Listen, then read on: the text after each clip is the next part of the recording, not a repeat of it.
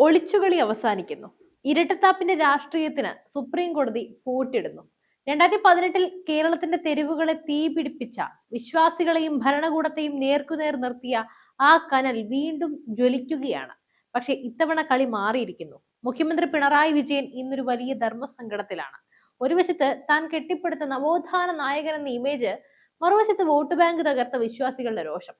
മൗനം വിദ്വാനഭൂഷണം എന്ന മട്ടിൽ കഴിഞ്ഞ കുറേ കാലമായി ശബരിമല വിഷയത്തിൽ ഒളിച്ചോടിയ പിണറായി സർക്കാരിന്റെ നെഞ്ചിലേക്ക് സുപ്രീം കോടതി എറിഞ്ഞത് ഒരു തീപ്പന്തമാണ്.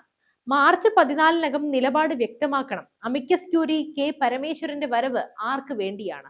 പിണറായിയുടെ നവോത്ഥാനം അതിൽ തകരുമോ, അതോ വിശ്വാസികൾ വീണ്ടും വഞ്ചിക്കപ്പെടുമോ? ഇന്ത്യയുടെ മുഴുവൻ കണ്ണുകൾ കേരളത്തിലേക്കും സുപ്രീം കോടതിയിലേക്കും നീളുന്ന ഈ നിർണായക നിമിഷത്തിന്റെ പിന്നാമ്പുറം നമുക്ക് പരിശോധിക്കാം. നമുക്കൊന്ന് 2018 തിരിച്ചു പോകാം. സുപ്രീം കോടതിയുടെ ചരിത്രപരമായ ആ വിധി വന്ന ദിവസം സ്ത്രീ പുരുഷ സമത്വം എന്ന മനോഹരമായ ലേബലിൽ ശബരിമലയിലെ ആചാരങ്ങൾ മാറ്റാൻ കോടതി ഉത്തരവിട്ടു. ഒരു ഭരണാധികാരി എന്ന നിലയിൽ കോടതി വിധി നടപ്പിലാക്കാൻ പിണറായിക്ക് ബാധ്യതയുണ്ടായിരുന്നു. അത് ശരിയാണ്. പക്ഷേ ആവേശം മൂത്ത് അദ്ദേഹം ചെയ്തതെന്താണ്? വിശ്വാസികളെ വെല്ലുവിളിച്ചു. ഭക്തരായ സ്ത്രീകളെ കുലസ്ത്രീകൾ എന്ന് വിളിച്ച് ആക്ഷേപിച്ചു. പോലീസിനെ ഉപയോഗിച്ച് സന്നിധാനത്തെ യുദ്ധക്കളമാക്കി. രാത്രിയുടെ മറവിൽ ആംബുലൻസിലും മറ്റും യുവതികളെ മലകയറ്റി വിപ്ലവം നടത്തി എന്ന് അഹങ്കരിച്ചു. അന്ന് പിണറായിക്ക് ഒരു ലക്ഷ്യമേ ഉണ്ടായിരുന്നുള്ളൂ: തന്നെ ഒരു നവോത്ഥാന നായകനായി ലോകത്തിന് മുന്നിൽ പ്രതിഷ്ഠിച്ചു വെക്കുക. വനിതാ മതിൽ തീർത്ത് അദ്ദേഹം പ്രഖ്യാപിച്ചു കേരളം മാറുകയാണ് എന്ന്. പക്ഷേ 2019 ലോക്സഭാ തിരഞ്ഞെടുപ്പിൽ കേരളത്തിലെ ജനങ്ങൾ നൽകിയ മറുപടി പിണറായിയെ അക്ഷരാർത്ഥത്തിൽ ഞെട്ടിച്ചു. ഇടതുകോട്ടകൾ തകർന്നു വീണു. 20-ൽ 19 സീറ്റിലും LDF നിലംപരിശായി. അന്ന് പിണറായി പഠിച്ച പാഠം ഒന്നായിരുന്നു: വിശ്വാസികളെ പിണക്കിയാൽ ഭരണം പോകും. അവിടെ നിന്നാണ് പിണറായി വിജയന്റെ യു-ടേൺ രാഷ്ട്രീയം തുടങ്ങുന്നത്. അതുവരെ വിപ്ലവം പറഞ്ഞ മുഖ്യമന്ത്രി പെട്ടെന്ന് മൗനിയായി. വിധി വന്നാലുടൻ നടപ്പിലാക്കില്ല, എല്ലാവരുമായും ആലോചിച്ച് തീരുമാനിക്കൂ എന്ന് മാറ്റി പറയുന്നു. വിശ്വാസികളെ കയ്യിലെടുക്കാൻ ശ്രമിക്കുന്നു. പക്ഷെ കാലം കരുതി വെച്ച വിധി ഇപ്പോൾ സുപ്രീം കോടതിയുടെ രൂപത്തിൽ വീണ്ടും വന്നിരിക്കുകയാണ്.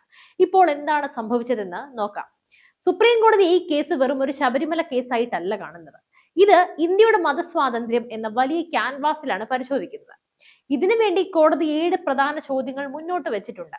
ഈ ചോദ്യങ്ങൾ പിണറായി സർക്കാരിനെ സംബന്ധിച്ച് ചെകുത്താനും കടലിനും നടുവിൽ നിൽക്കുന്ന അവസ്ഥയാണ് ഉണ്ടാക്കിയിരിക്കുന്നത്. ഭരണഘടന ഉറപ്പു നൽകുന്ന തുല്യതയാണോ, അതോ നൂറ്റാണ്ടുകളായുള്ള മതവിശ്വാസമാണോ വലുത്? പിണറായി തുല്യത എന്ന് പറഞ്ഞാൽ വിശ്വാസികൾ വീണ്ടും ശത്രുക്കളാകും.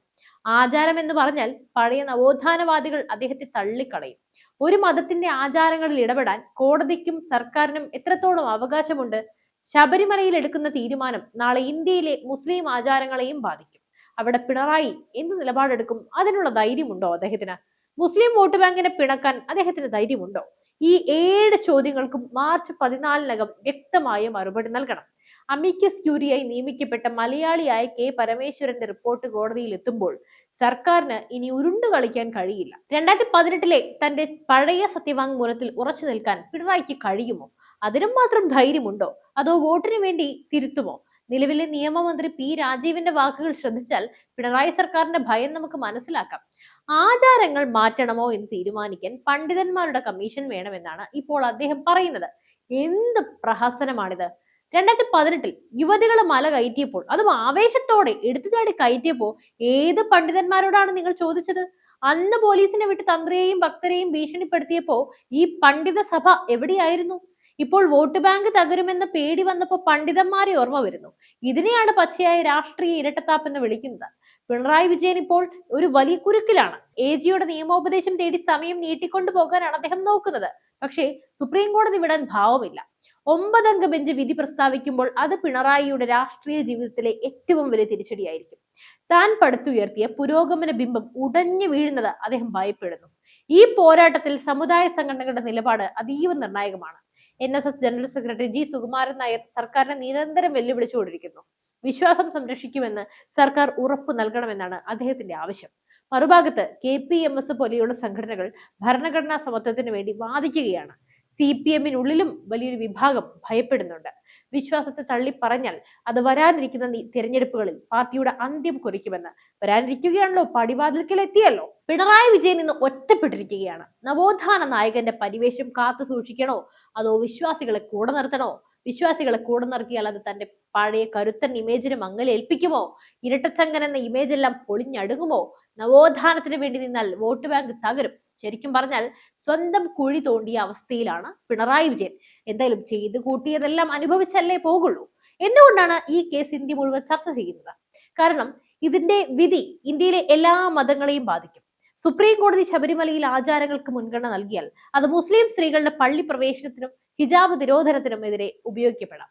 മറിച്ചാണെങ്കിൽ അതെല്ലാ മതങ്ങളുടെയും ആഭ്യന്തര കാര്യങ്ങളിൽ കോടതിക്ക് ഇടപെടാനുള്ള വലിയൊരു വാതിൽ തുറന്നു കൊടുക്കും. ഇന്ത്യയിലെ നിയമ സംവിധാനത്തിൽ ഇതൊരു വിപ്ലവകരമായിട്ടുള്ള മാറ്റമായിരിക്കും. ഈ വലിയ യുദ്ധത്തിന്റെ കേന്ദ്ര ബിന്ദു കേരളമാണ്. അതിന്റെ നായകൻ അല്ലെങ്കിൽ വില്ലൻ അത് രണ്ടും പിണറായി വിജയൻ തന്നെയാണ്. 2018 അദ്ദേഹം വിതച്ച വിത്തുകൾ ഇന്ന് വിഷഫലങ്ങളായി അദ്ദേഹത്തെ തന്നെ വേട്ടയാടുകയാണ്. സത്യം പറഞ്ഞാൽ ചിരി വരുന്നുണ്ട്, നിർത്താൻ സാധിക്കുന്നില്ല. പിണറായി, താങ്കൾ എപ്പോഴാണ് സത്യം പറയുക?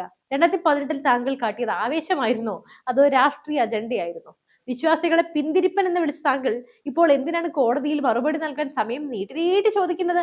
താങ്കളുടെ പാർട്ടി സെക്രട്ടറിയും മന്ത്രിമാരും ഇപ്പോൾ നടത്തുന്ന ഈ ഒളിച്ചുകളി കേരളത്തിലെ ജനങ്ങൾ കാണുന്നില്ല എന്ന് താങ്കൾ കരുതുന്നുണ്ടോ? ഒന്നുകിൽ താങ്കൾ പറയണം ഞാൻ അന്ന് ചെയ്തത് തെറ്റാണ്, വിശ്വാസത്തോടൊപ്പമാണ് ഞങ്ങൾ എന്ന്, അല്ലെങ്കിൽ പറയണം ഞാൻ ഇന്നും നവോത്ഥാനത്തിനൊപ്പമാണ്, വിധി നടപ്പിലാക്കുമെന്ന്. ഈ രണ്ട് വഞ്ചിയിലും കാൽ വെച്ചുള്ള യാത്ര താങ്കളുടെ നടുക്കടലിൽ മുക്കിക്കൊല്ലും. അതാണല്ലോ ഇപ്പോൾ ചെന്നെത്തിയിരിക്കുന്നത്.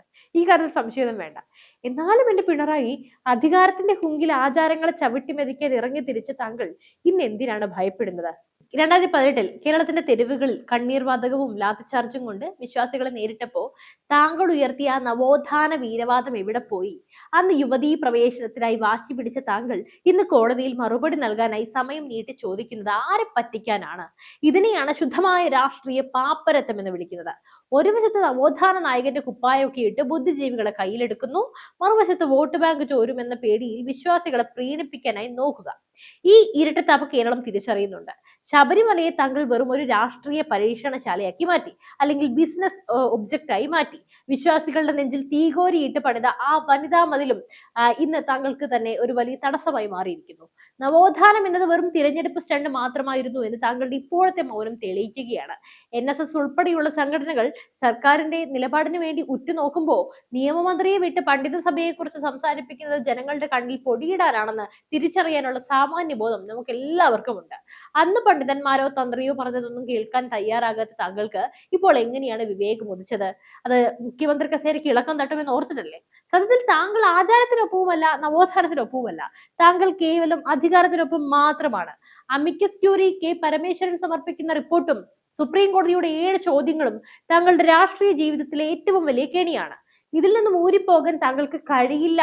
ഭരണഘടനാ ധാർമ്മികത എന്ന് പ്രസംഗിച്ച താങ്കൾ കോടതിയിൽ ആചാരങ്ങൾക്ക് വേണ്ടി വാദിച്ചാൽ അത് താങ്കളുടെ പാർട്ടിയുടെ പ്രത്യയശാസ്ത്രപരമായ ആത്മഹത്യയാകും. ഇനി ചാവാനൊന്നുമില്ല. നേരെ മറിച്ച് പഴയ നിലപാടിൽ ഉറച്ചു നിന്നാൽ അത് വരാനിരിക്കുന്ന തെരഞ്ഞെടുപ്പുകളിൽ ഇടതുപക്ഷത്തിന്റെ അന്ത്യം കുറിക്കും. ഏതായാലും പിണറായി വിജയൻ എന്ന ഭരണാധികാരി ഇന്ന് സ്വയം കുഴിച്ച കുഴിയിൽ വീണിരിക്കുന്നു. കഴിഞ്ഞു. കാലം കാത്തുവെച്ച ഈ കാവ്യനീതിക്ക് മുന്നിൽ താങ്കൾക്ക് മറുപടി നൽകിയേ തീരൂ. കേരളത്തിലെ വിശ്വാസികൾ താങ്കളോട് ചോദിക്കുന്നത് ഒരൊറ്റ കാര്യമാണ്: ഇത്രയും നാൾ ഞങ്ങളെ ദ്രോഹിച്ചിട്ട് ഇപ്പോൾ എന്തിനാണ് ഈ നാടകം? മാർച്ച് 14-ന് സത്യവാങ്മൂലം നൽകുമ്പോൾ താങ്കളുടെ മുഖം മൂടി അഴിഞ്ഞു വീഴും. അന്ന് കേരളം കാണും താങ്കൾ ഒരു നായകനല്ല, മറിച്ച് അവസരത്തിനൊത്ത് നിറം മാറുന്ന വെറും ഒരു രാഷ്ട്രീയക്കാരൻ മാത്രമാണെന്ന്. പച്ചയ്ക്ക് പറഞ്ഞാൽ അവസരവാദി എന്ന് വിളിക്കും. ഈ വഞ്ചനയ്ക്ക് ചരിത്രം താങ്കൾക്ക് മാപ്പ് നൽകില്ല. എന്തായാലും വിശ്വാസികളെ, നിങ്ങളുടെ അഭിപ്രായം എന്താണ്? തീർച്ചയായും നിങ്ങളുടെ അഭിപ്രായങ്ങൾ താഴെ കമന്റ് ബോക്സിൽ രേഖപ്പെടുത്തൂ. മറ്റൊരു വാർത്തയും വിഷയമായി വീണ്ടും എത്തും വരെ നന്ദി.